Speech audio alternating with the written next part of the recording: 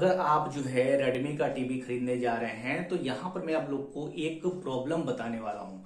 ठीक है, हालांकि ये प्रॉब्लम नहीं है, लेकिन मैं आपको ये बताना चाहता हूँ कि अगर आप रेडमी का या फिर रियलमी का या फिर किसी भी कंपनी का जो है टीवी खरीद रहे हैं, और एक चीज और ध्यान दीजिए कि अगर वो सिर्फ और सिर्फ स्मार्ट टीवी है, ओनली स्मार्ट टीवी है, तो जो मैं आज मैं आपको चीज दिखाना चाहता हूँ टीवी में, उतना अगर वो चीज रहता है तो चलेगा।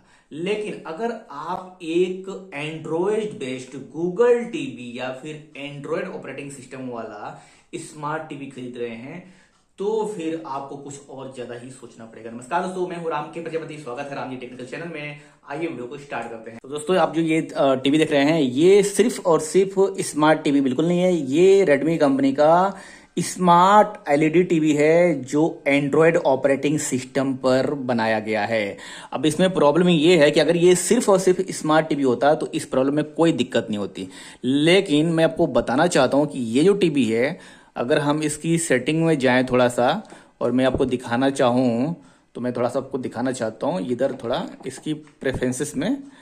तो यहाँ पर क्या है ना कि ये देखिए, थोड़ा सा इसके अंदर थोड़ा जाते हैं इस टीवी के अंदर, तो यहाँ पर देखिए, ये देखिए इंटरनल जो है शेयर स्टोरेज कुछ आपको दिखाई दे रहा होगा। ये देखिए यहाँ पर ध्यान से, ये देखिए इंटरनल शेयर स्टोरेज, ये कितना है भाई? ये है आपका 4.3 GB। अब इसमें से जो इतने जो सभी जो एप्स हैं, उसमें से 1.2 GB तो सिर्फ एप्स हो गए जो कि प्री इंस्टॉल्ड हैं इस टीवी में। अगर कुछ और की बात की जाए तो यहाँ पर अवेलेबल है 3 GB। ठीक है, तो 3 GB में जो अवेलेबल है ये सफिशियंट नहीं है, क्योंकि टोटल जो स्टोरेज ये इसमें दिखा रहा है वो दिखा रहा है 4.3 GB। हालांकि इसमें अगर इतना जो है इंटरनल स्टोरेज शेयर स्टोरेज यानी कि मेमोरी कार्ड भी दिखा रहा है, स्टोरेज दिखा रहा है, तो इसमें जो है रैम कितना होगा वो एक जो है एक मतलब दिमाग में सोचने वाली बात है। क्यों रैम और भी कम हो सकता है इस टीवी में। ठीक है, तो ऐसे में क्या करना होगा, हमको ये देखना है कि अगर हम कोई भी स्मार्ट एलईडी टीवी जो कि एंड्रॉयड टीवी हो या फिर गूगल टीवी पर बेस्ड हो, ठीक है, सिर्फ और सिर्फ स्मार्ट नहीं हो, तो ऐसे टीवी में कम से कम 1 GB रैम या फिर अगर थोड़ा सा और उसको ऊपर करें तो 2 GB रैम होना जरूरी है। और अगर जो है जो इसमें जो स्टोरेज दिखा रहा था, उस स्टोरेज में कम से कम 32 GB या फिर 16 GB जो है हमारे इस टीवी में स्टोरेज होना जरूरी है।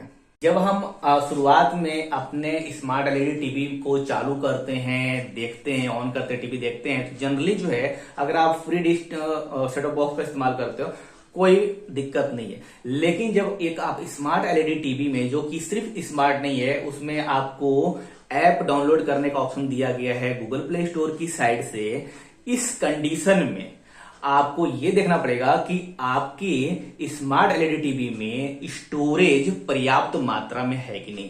जैसा कि दूसरे डिवाइस में होता है, लाइक लैपटॉप में या फिर मोबाइल फोन में, कि जब हम ऐप डाउनलोड करते हैं और जब उसको यूज करते हैं तो उसमें जो है कैश डाटा और जो है दूसरे डाटा होते हैं, जो टेम्परेरी फाइल वगैरह होता है, वो स्टोर होता है बैकग्राउंड में।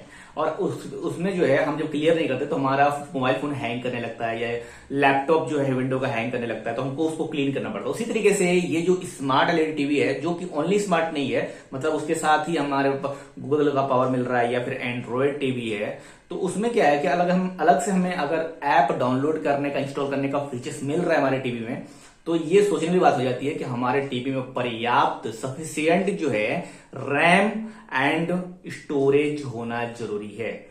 2-4 GB अगर सिर्फ स्टोरेज मेमोरी कार्ड दिया गया, मतलब स्टोरेज पूरा दिया गया है, उससे जो है हमारा शुरुआत में जब टीवी नया रहता है तब तो अच्छी बात है। लेकिन अगर जो है आप 6 महीना या फिर जो है साल भर के बाद देखेंगे, तो वही स्मार्ट एलईडी टीवी जो कि एंड्रॉयड टीवी था या फिर गूगल टीवी था, वो उतना अच्छा से परफॉर्म नहीं करता। इसके पीछे का कारण है वो स्टोरेज।